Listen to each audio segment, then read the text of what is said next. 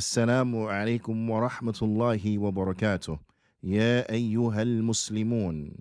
To the long-time listener and first-time visitor, we welcome you to this episode. Now, without further ado, let's get into it. Alhamdulillah, hamdan kathiran tayyiban mubarakan fih, kama yuhibbu rabbuna wa yarda. Ashhadu an la ilaha illallah wahdahu la sharika lah. وأشهد أن محمدا عبده ورسوله الناصح الأمين اللهم صل على نبينا محمد وعلى آله وصحبه أجمعين ومن تمسك بسنته إلى يوم الدين ثم أما بعد. يا عباد الله, have you ever thought about the display model? You ever think about that? Inshallah ta'ala, stay to the end and that will make a lot more sense.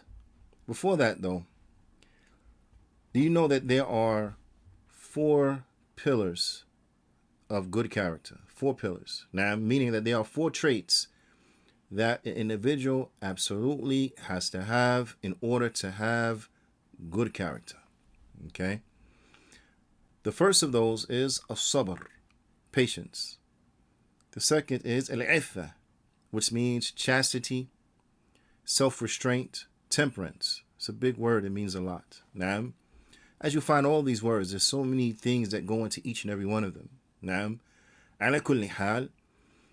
The third is Juyaanee, to be brave, to have courage. And the fourth is al-'adl. Now, so again, each and every one of these words, there are so many things that go into them, and that's why they are the pillars, because things would branch out from those 4. In any event, the one I want to look at today is the second, al-'iffa, to be shy, to have chastity, self-restraint, temperance. Very important, very important.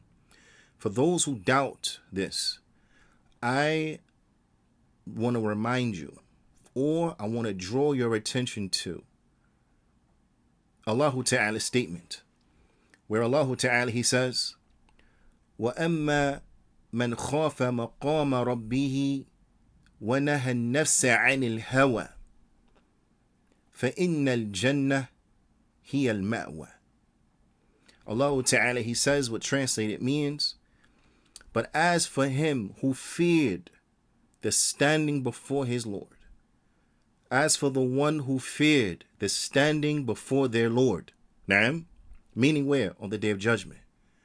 They remember that they're going to be held accountable for that in which they say, for that in which they do, for that in which they believe, for that in which they post online, so on and so forth, that they are going to be held responsible in front of Allah subhanahu wa ta'ala.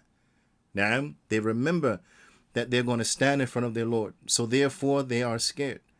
And as for the one who feared standing in front of their Lord, and they restrained themselves from impure, evil desires and lust. They held themselves back. They restrained themselves. Now, it's very important to point out that this word restraint we have to highlight it, because by restraining oneself, we understand that they had the ability to do it. It wasn't like they couldn't do it. It wasn't like they couldn't follow their desires. It wasn't as if they were incapable of carrying out these lowly and lustful and vain desires. It wasn't that they were incapable of acting upon them or speaking with them and so on and so forth. No, they were fully capable of doing it. They could have done it at any time. But they remembered standing in front of their Lord, and they feared what will be the ramifications of following their desires. They feared having to answer for that in front of Allah subhanahu wa ta'ala. So then, therefore, what did they do? They restrained themselves. They held themselves back from committing this lustful foolishness, from following these vain desires, so on and so forth. Now, they stopped themselves. So for those who have stopped themselves, then what is their reward? Allah Ta'ala, He says, فَإِنَّ الْجَنَّةَ هِيَ الْمَأْوَى. So therefore, for them, verily, paradise will be their abode.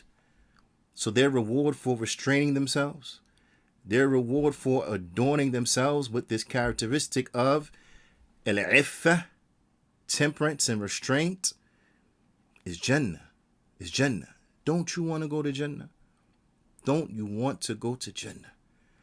Understand this.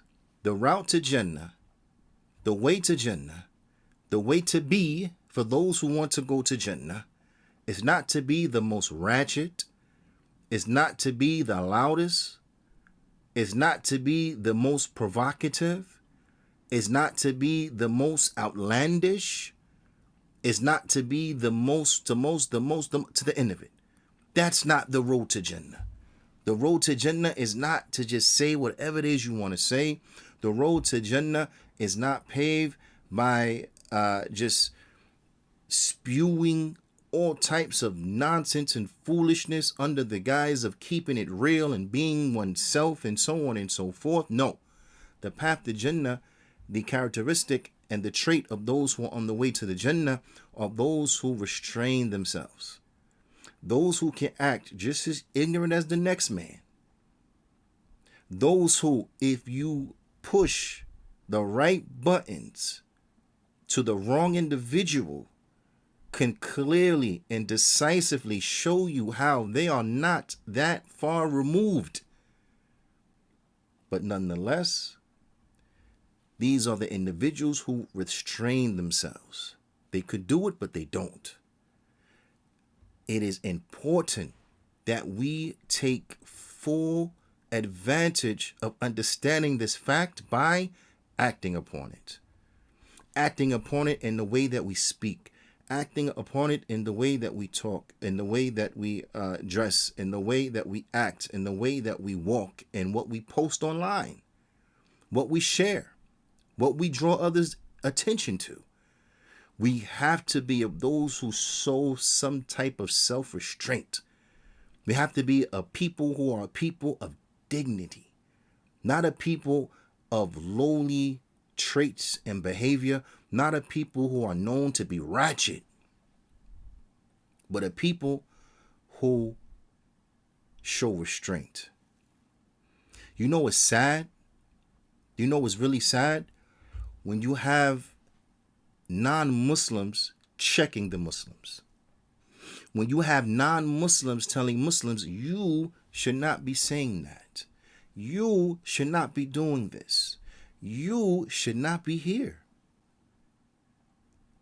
You should be ashamed of yourself if you're a Muslim and you get checked by a non-Muslim, because even they know better.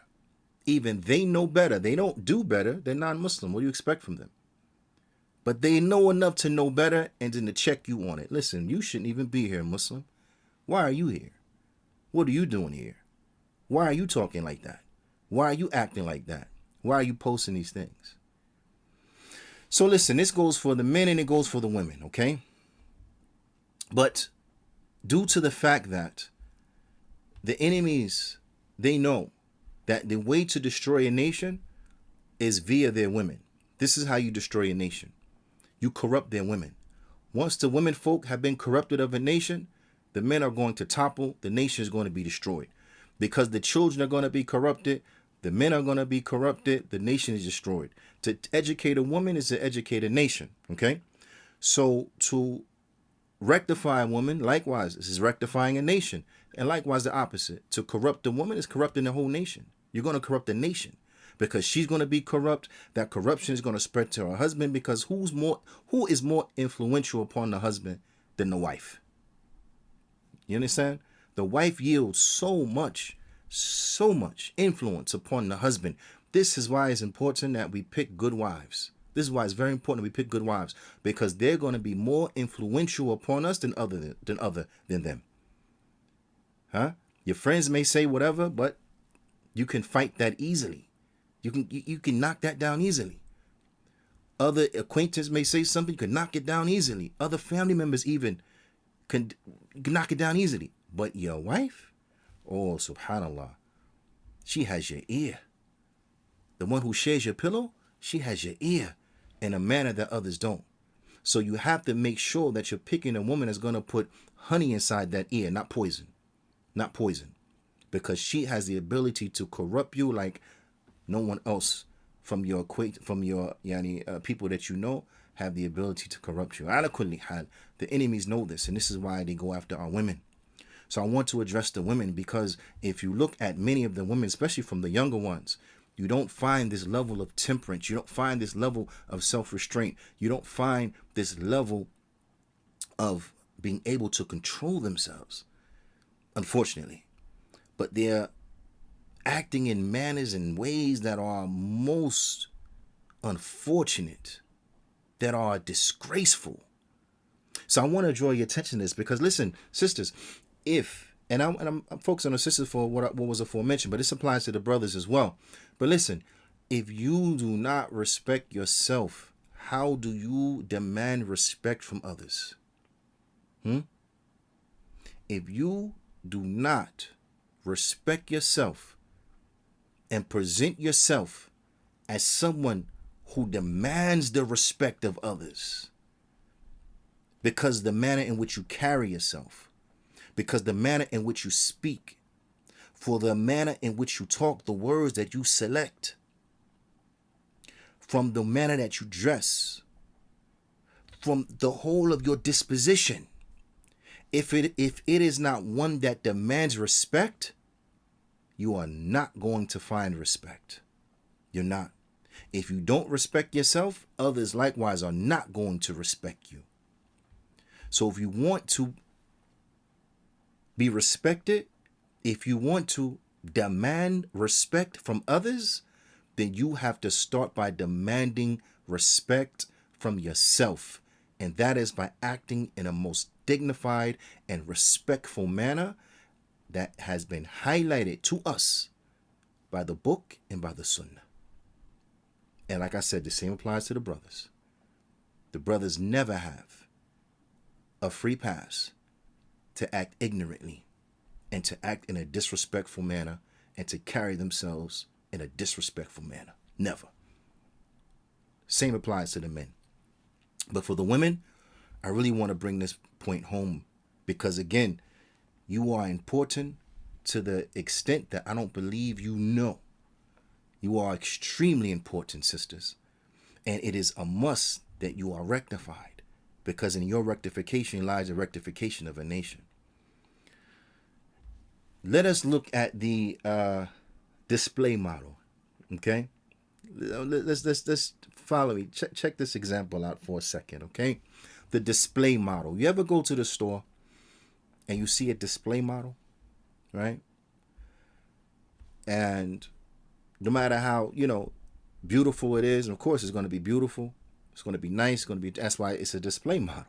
It's meant to catch your attention, because it is meant to be there to encourage you to buy that product, that object, right? Okay, so you went to the store, you ever see a display model? It's beautiful, it's interesting, right? Catches your attention, holds your attention so much so you want to bring it home with you. You want to go and purchase that thing, right? And then you go to one of the associates of the store, you say, listen, I want to, say it's a shoe, for example, right? I want to get size whatever in particular shoe. And then that associate tells you, we don't have any more stock, but you can take home this display model if you want. Okay, maybe. But is there a single person that wants to pay full price for a display model? No, you don't want to pay full price for it.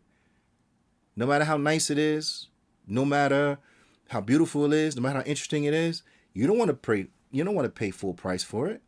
Its value has been diminished. Why? Because everybody done looked at it, everybody done fondled it and touched it and this and that and so on and so forth. And right, it's as if it is used. It's as if it is used. It's on a display model now. It is as if it is you. So you're looking and you say, oh, I mean, if I really had to, but I'm not paying full price for that. I need a discount, right? I want a discount. I don't care how nice it is. I don't care how beautiful it is. I need a discount. That's a display model. Nobody wants to take home a display model. Nobody wants to keep a display model. Do you understand? Nobody wants to keep a display model. You might be okay playing with the display model, but you don't want to keep it, right? If there's a display model, it's a basketball. You might take that basketball out and you start dribbling in the aisles, and you like the bounce of it. You like everything. You might, throw it up a few times and say, I like this one. But then when it's time to purchase, what do? You throw that one to the side and you grab one off the shelf that had never been touched. That's the one you want to bring home. You don't want the display model. No, because you don't value it like that. So listen, sisters, not to be harsh. And if it sounds harsh, apologize. But nonetheless, it's true. Men of value, they look at women who are lewd, who do not dress properly, who speak in a filthy manner, who have a very long history, not the type of good history, but you know the type of history I'm talking about. They have that type of history where the count is so much. Men look at you, men of value, look at you as being something worse than that display model. They don't want to take that home. Nobody wants to keep that. Nobody wants that. No. And yes, you'll find, people who are like that. But it's like they say, الطيور على أشكالها تقع. That birds of a feather flock together. You present yourself as a ratchet, then you're going to attract ratchetness. You're going to attract ratchet individuals. You're going to attract individuals who are ratchet and filthy in the same manner. Nobody wants a display model. How do we avoid becoming even worse than a display model? How do we do that? Al-iffa, by having self-restraint, by having chastity, by having temperance, by having dabtul nafs, that we control ourselves, that we hold ourselves back, and that we rule ourselves by the book of Allah and by the Sunnah of His Messenger, sallallahu alaihi wasallam. That's how we that's how we prevent ourselves from being worse than the display model. Listen, this is just food for thought. Take what you want from it. Leave what you want. But it is what it is. Illa liqa. Istawdi'ukum Allah. Wassalamu alaikum wa rahmatullahi wa barakatuh.